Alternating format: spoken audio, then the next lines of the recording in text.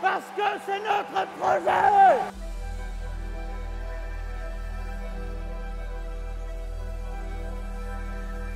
S'ils veulent un responsable, il est devant vous.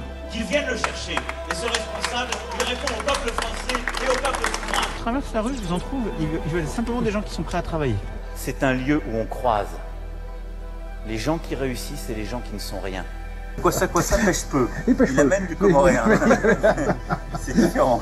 Le Gaulois, réfractaire au changement.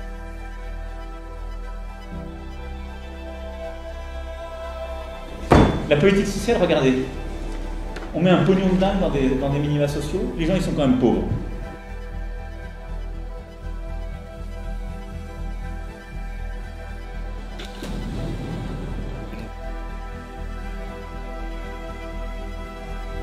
Il n'y a pas d'image de violence policière.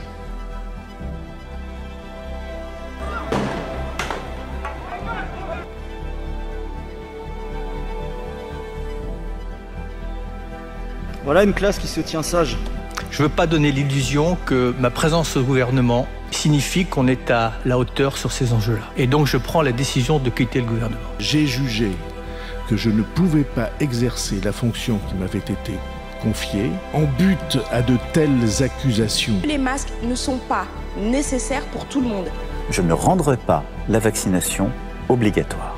Désormais, seule la vaccination sera valable dans le pass.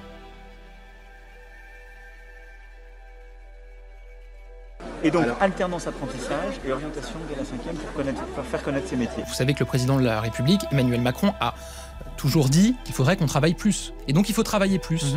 Et donc, effectivement, dans le programme d'Emmanuel Macron, il y aura la proposition d'allonger l'âge de départ à la retraite et donc de le passer progressivement à 65 ans. Alors, on les met où, tous ces réfugiés? Eh bien, on les renvoie chez eux. Il y a une immigration blanche chrétienne, vous dites OK, une immigration arabe musulmane, vous dites non. Absolument. Éric Zemmour qui se prépare en coulisses et qui va prendre la suite. Vous parlez du fasciste raciste qui est accusé d'agression sexuelle? Je ne regarderai plus jamais de ma vie TF1. C'est-à-dire, on vous considère comme un sous-candidat, quoi. Un candidat de merde et inutile.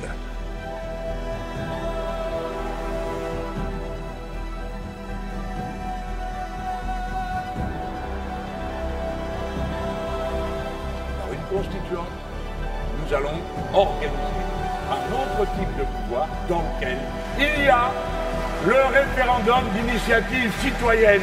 Ce n'est pas rien.